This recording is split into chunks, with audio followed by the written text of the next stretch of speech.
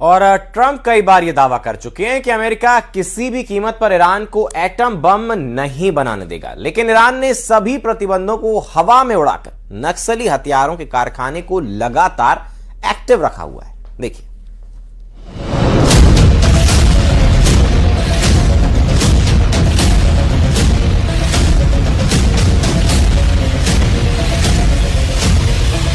IDF की operations division युद्ध, emergency और डेली ऑपरेशंस का काम तेल अवीव में किरिया हेडक्वार्टर की निगरानी में संभालती है, जिसका सीधा कनेक्शन पीएम नेतन्याहू से रहता है।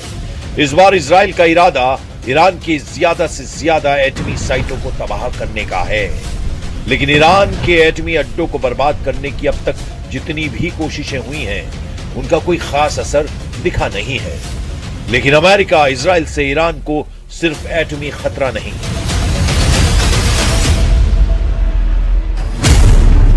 ईरान का सबसे बड़ा खतरा अपने परमाणु अड्डों को लेकर है। ईरान को खतरा उसकी सबसे बड़ी ताकत मिसाइल बेस को लेकर है। ईरान को खतरा उसकी सबसे बड़ी फोर्स रेवोल्यूशनरी गार्ड्स को लेकर है।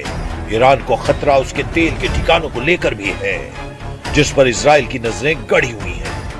ये चारों ताकत इस वक्त अमेरिका और इजराइल के टारगेट पर है, क्योंकि नेतन्याहू की ये धमकी तेहरान में सभी लीडर गौर से सुन रहे हैं। No matter what happens in the talks, with an agreement, without an agreement, I pledge to you that Iran, as long as I'm Prime Minister, will never have a nuclear weapon. Never. As long as I am the Prime Minister of Israel, I will not let that happen.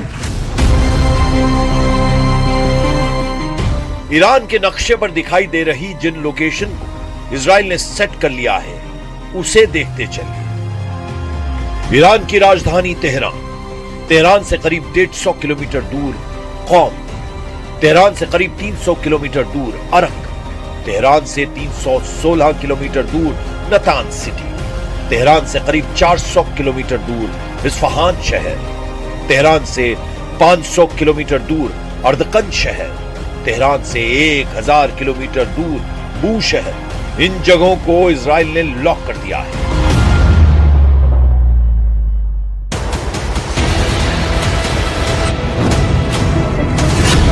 Iran के इन 7 शहरों की शक्ल गजा जैसी बनाने के लिए Israel ready है। यहां लेबनान जैसे खंडहर ट्रंप बना सकते हैं। इन सभी शहरों में सीरिया जैसी बारूदी तबाही की शुरुआत किसी भी वक्त हो सकती है, क्योंकि इजराइल और अमेरिका दोनों को ईरान के एटम बम से डर लगता है। ट्रंप कई बार ये दावा कर चुके हैं कि अमेरिकी किसी भी कीमत पर ईरान को एटम बम नहीं बनाने देंगे, लेकिन ईरान ने सभी प्रतिबंधों को हवा में उड़ाकर न्यूक्लियर हथियारों के कारखाने को एक्टिव कर रखा है। ईरान के परमाणु हथियारों के गोदाम के तौर पर 5 अड्डों की निशानदेही हो चुकी है, जिसमें सबसे पहला नाम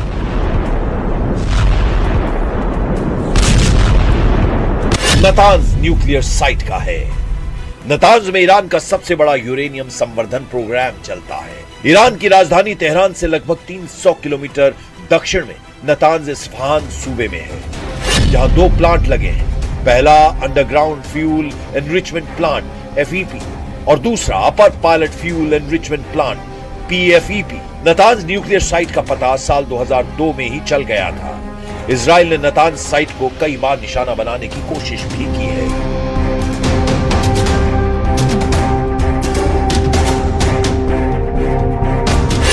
मुस्तफा खामनेई के एटमी अड्डे में पहाड़ पर बना एक ठिकाना भी है।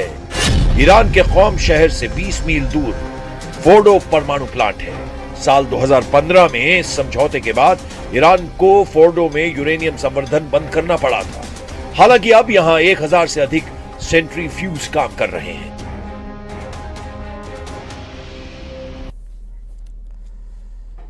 ईरान के एटमी हथियारों की रेंज में पूरा इजराइल आता है, इसलिए नेतन्याहू किसी भी तरह का रिस्क लेने के लिए तैयार नहीं है। उन्होंने यह तक कह दिया है कि इजराइल को जल्द वो हथियारों के मामले में आत्मनिर्भर बनाने वाले हैं।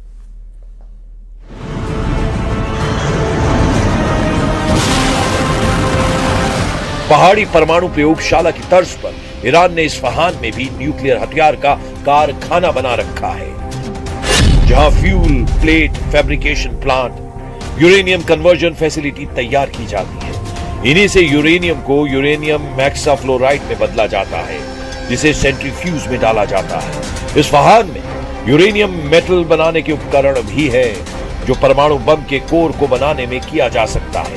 IAEA ने हाल की जांच के बाद कहा कि इस्फहान में सेंट्रीफ्यूज पार्ट्स बनाने की मशीनें हैं।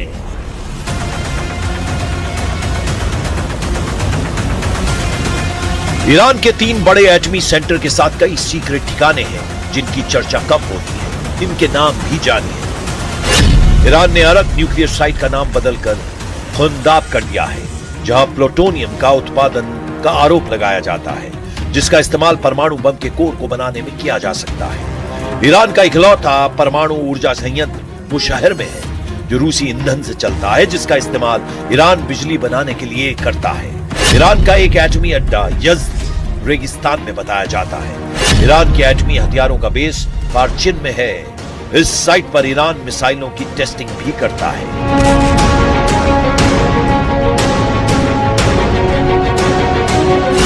इनके अलावा खामनेई की एक एटमी लैब राजधानी तेहरान में भी है, जिसे तेहरान रिसर्च सेंटर का नाम दिया गया है। इजराइल मानता है कि ईरान ने एटमी हथियार बना रखे हैं, उन्हें सीक्रेट लोकेशन पर छिपा कर रखा गया है। ईरान के एटमी हथियारों की रेंज में पूरा इजराइल आता है, इसीलिए नेतन्याहू किसी भी तरह का रिस्क लेने के लिए तैयार नहीं है। उन्होंने ये तक कहा है कि इजराइल को जल्द वो हथियारों के मामले में आत्मनिर्भर बनाने वाले हैं। वेस्ट बैंक में मिलिट्री कमांडरों के साथ बैठक में नेतन्याहू ने बात कही कि इजराइल अमेरिका के हथियारों के भरोसे ईरान जैसे दुश्मन से युद्ध नहीं जीत सकता, इसीलिए वो खुद अपने हथियारों को बनाने पर जोर दे रहे हैं। उधर ईरान इस बात पर जोर दे रहा है कि इजराइल लेबनान पर हमले बंद करे। यूएन में ईरान के राजदूत ने लेबनान को रेड लाइन कह दिया है। Security and territorial integrity of Lebanon should be respected. The war against the Lebanese people should be stopped. There shouldn't be any new attack against Lebanon.